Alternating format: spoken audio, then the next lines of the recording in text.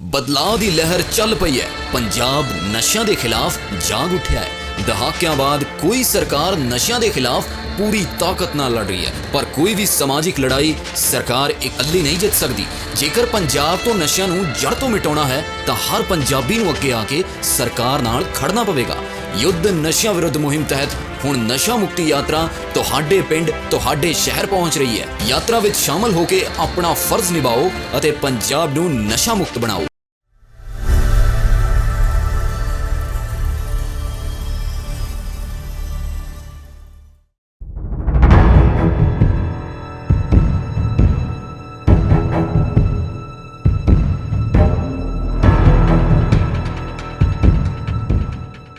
लंबे अंतराल के बाद कोरोना वायरस यानी कोविड-19 एक बार फिर लोगों को डराने लगा है। ऐसा लग रहा है कि कुछ समय की राहत के बाद वायरस फिर से पैर पसारने लगा है। एशिया के कई देशों में कोविड के मामले लगातार बढ़ते जा रहे हैं। खासकर हांगकांग, सिंगापुर और थाईलैंड में इस समय स्थिति चिंताजनक बनी हुई है। बता दें कि इन देशों में संक्रमितों की संख्या लगातार बढ़ रही है। वहीं भारत में भी नए मामलों को लेकर चिंता गहराने लगी है। विशेषज्ञों का मानना है कि अगर अभी से सतर्कता नहीं बरती गई तो स्थिति और बिगड़ सकती है। ताजा अपडेट के मुताबिक सिंगापुर में इस समय कोविड-19 के मामलों में 28% वृद्धि दर्ज की गई है। हालात इतने बिगड़ चुके हैं कि सरकार ने हाई अलर्ट जारी कर दिया है। यहाँ कोविड-19 के कुल अनुमानित केस 14,200 दर्ज किए गए हैं। इससे ज्यादा गंभीर बात तो ये है कि अस्पताल में भर्ती होने वालों की संख्या लगभग 30% बढ़ चुकी है। वहीं 5 मई से 11 मई के बीच सिंगापुर में 25,000 से ज्यादा नए मामले सामने आ चुके हैं। इसी अवधि में अस्पताल में भर्ती होने वाले मरीजों की औसतन दैनिक संख्या 181 से बढ़कर 250 पहुंच चुकी है। विशेषज्ञों का अनुमान है कि अगले 2 से 4 हफ्तों में ये लहर अपने चरम पर पहुंच सकती है। इस बारे में स्वास्थ्य मंत्री का कहना है कि समय के साथ लोगों की रोग प्रतिरोधक क्षमता यानी इम्यूनिटी कम हो गई है। उन्होंने सभी नागरिकों से टीकाकरण का नया दौर शुरू करने और बूस्टर डोज लगवाने की अपील भी की।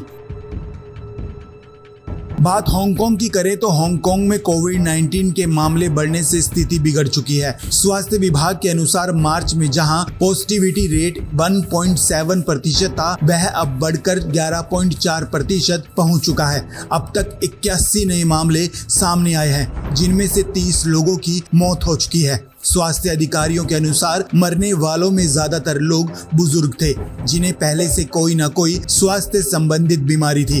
वहीं हांगकांग के डॉक्टर लुइस का कहना है कि ये वृद्धि लगातार बढ़ रही है। इसका मतलब ये है कि अब एक जगह रहने वाले अधिकतर लोगों को फिर से वैक्सीन लगवानी होगी ताकि इस कोरोना से बचा जा सके।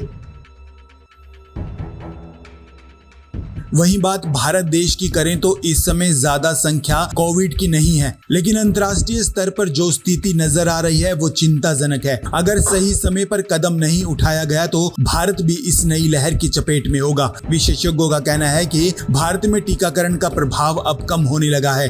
बूस्टर डोज की जरूरत एक बार फिर बढ़ चुकी है, लेकिन लोग इसमें अब भी ढिलाई बरत रहे हैं।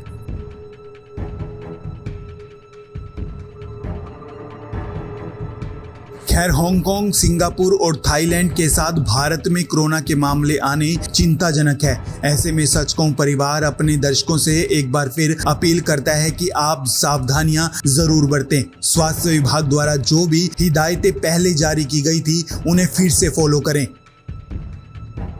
इसके साथ ही यदि आप सार्वजनिक स्थान, भीड़ भाड़ वाले स्थान पर जाते हैं तो मास्क का इस्तेमाल जरूर करें, खासकर छोटे बच्चे और बुजुर्ग। इसके साथ ही यदि कोविड-19 के कोई भी संक्रमण आप में नजर आते हैं तो आप स्थानीय अस्पताल में जाकर अपनी जांच जरूर करवाएं और लक्षण दिखने पर स्वास्थ्य विभाग की हिदायतों का पालन करें।